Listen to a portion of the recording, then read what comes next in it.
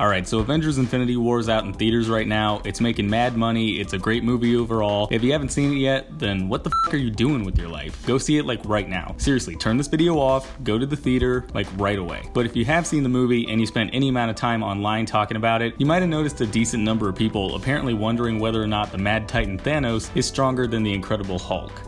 Honestly, the whole debate going on right now doesn't really make any sense to me. Like, it's been pretty much solved for like a month now. So I figured I'd put together a video real quick and just settle the issue of who's really the strongest once and for all. Now, in the comics, this question's at least a little bit debatable. See, Thanos has admitted in the past that he actively tries to avoid fighting the Hulk, but at the same time, Thanos isn't exactly a pushover. He's tactical and goes into a fight with a couple different strategies in mind, while also utilizing a variety of gadgets and abilities to keep his opponents on their toes. And even if all that fails, he's got enough brute strength to slap around pretty much anybody he wants. But like I said, that's all in the comics. What about in the Marvel Cinematic Universe? Well, believe it or not, but the answer is actually pretty definitive in Marvel's latest entry to the MCU. If the punch to the throat and absolutely brutal body slam Hulk suffered through in that extremely brief fight wasn't enough of a hint, we also have this statement from the Russos when they did an interview with Hey You Guys last month. And as you mentioned, he is fairly invincible. He's this sort of, genetic mutation who's the Genghis Khan of the universe, is unbeatable on the battlefield, and stronger than the Hulk, skin is invincible.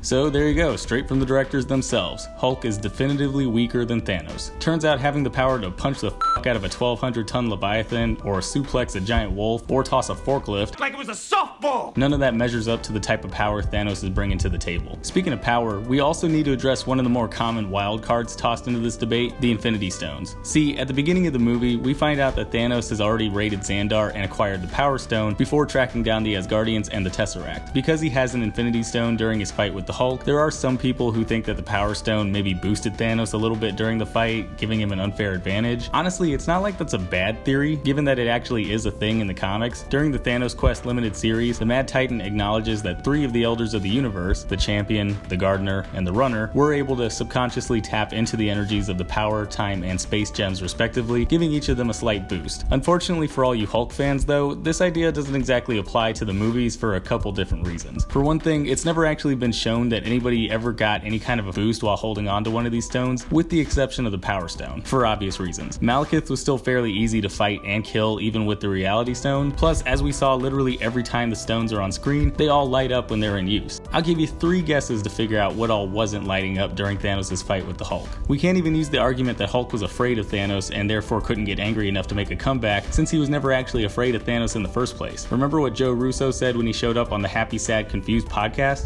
Is that because of that initial battle with Thanos? Is like Hulk scared? Like what? I think people have interpreted that Hulk's scared. I mean, certainly that's not I don't know that the Hulk he's had his ass kicked before, Sure. But and he loves a good fight. But I think that it's really reflective of the journey from Ragnarok, is that these two characters, are constantly in conflict with each other over control. Right. And I think if the Hulk were to say why, it's like, the Banner only wants Hulk for fighting. It's I think he's had enough. Right. Of saving Banner's ass. So there you go. Based on everything we've seen in the movies and on the comments from the directors, Thanos is just naturally stronger than the Hulk. That having been said, I don't think Hulk's always going to be at a lower rung on the totem pole compared to Thanos. Okay, maybe Thanos can mess him up pretty casually in a first-time encounter, but come on, I'm sure Hulk's going to learn from this and come back ready for anything Thanos throws at him later on. And sure, maybe Thanos beat the Hulk while at base level, but Hulk does get stronger as he gets angrier, so maybe at some point in Avengers 4, when everything seems bleak, all the heroes are down, Thanos is about to wipe them all out for good, and that's when we see Banner finally Hulk out again and proceed to royally f*** Thanos' shit up. Either way, regardless of however Banner and the Hulk manage to redeem themselves, as of right now, Thanos is absolutely stronger than they are, and even if Hulk isn't scared after having his ass handed to him, he will need to get himself amped up for next time.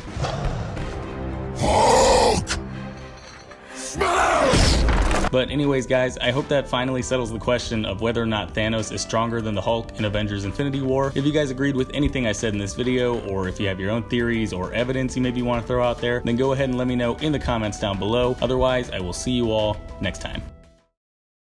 Hey, thanks for watching. If you like this video, then go ahead and click that like button, and if you're new, maybe consider clicking that subscribe button too. I've also got links to my Facebook, Twitter, Twitch, Instagram, and Patreon in the description. You should probably check those out too. And if you want to see more of my content, then you can click the link to my last video. It's right there in the middle of your screen.